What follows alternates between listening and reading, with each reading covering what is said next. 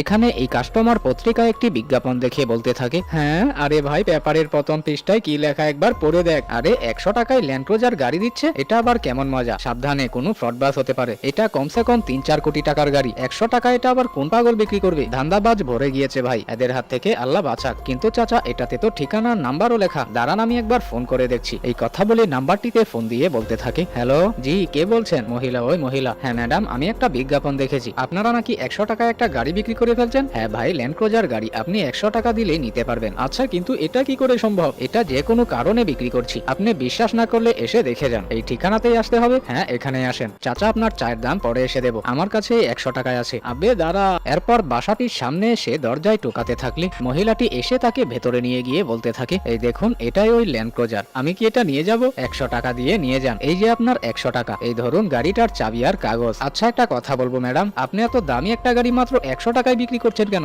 আসলে আমার হাজব্যান্ড দ্বিতীয় বিয়ে করেছিল, উনি মরার আগে আমাকে একটা ওয়াদা করিয়ে গিয়েছে, ওনার এই গাড়িটা বিক্রি করে যত টাকা পাবো যাতে ওনার দ্বিতীয় বউকে দিয়ে দিই। এখন এই 100 টাকা ওনার দ্বিতীয় বউকে দিয়ে দিব। হারামজাদি আমার সংসারে ভাগ বসিয়েছে, ওকে আমি কোটি টাকা এত সহজেই হজম করতে দেবো?